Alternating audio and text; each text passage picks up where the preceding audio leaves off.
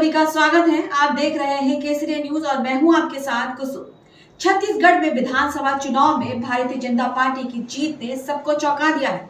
सब रुझान और एग्जिट पोल्स गलत साबित हो गए हैं। कुल 90 सीटों में से बीजेपी को 54 सीट मिली तो वहीं सत्ताधारी कांग्रेस को 35 सीटों से संतोष करना पड़ा। बीजेपी की इस जीत में रमन सिंह का बड़ा रोल माना जा रहा है।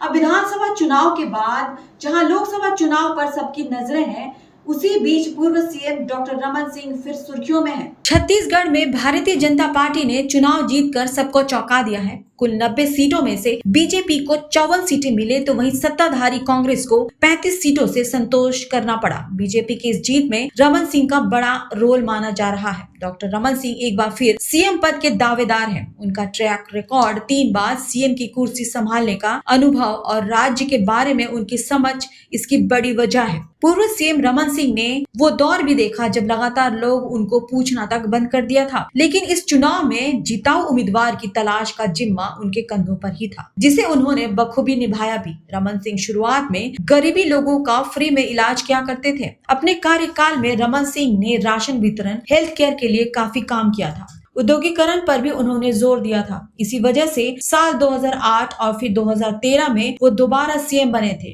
वो सबसे लंबे वक्त तक छत्तीसगढ़ के सीएम रहने वाले शख्स भी हैं। लोकप्रिय चेहरा होने के बावजूद कुछ विवादों में भी रमन सिंह का नाता रहा है। उन पर भ्रष्टाचार, भाई भतीजावाद और पक्षपात के आरोप लगे। कोयला ब्लॉक, भूमि सौदे और खनन अनुबंध जैसे मामले में उन पर ये आरोप थे। इसी वजह से 2018 के चुनाव में बीजेपी की बुरी हार हुई। कांग्रेस तब 68 सीट जीती, वहीं बीजेपी 13 सीट पर सिमट गई थी। रमन सिंह की छवि विकास करने वाले नेता की रही है। उनके राज के दौरान ही राज्य में नया रायपुर अंतर्राष्ट्रीय स्टेडियम, नया रोड नेटवर्क, राव घाट रेलवे प्रोजेक्ट तैयार हुआ। रमन सिंह ने बीते 60 दिनों में तो जैसे उन्होंने सब कुछ बदल कर ही रख दिया। अब रमन सिंह को ही बीजेपी का सीएम फेस के तौर पर देखा जा रहा है।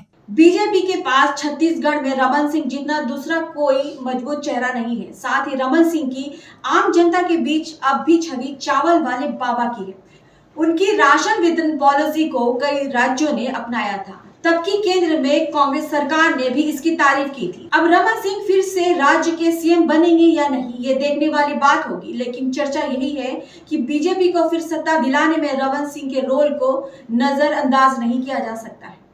देश दुनिया की तमाम खबरों के लिए बने रहिए हमारे साथ और देखते रहिए केसरिया न्यूज। धन्यवाद।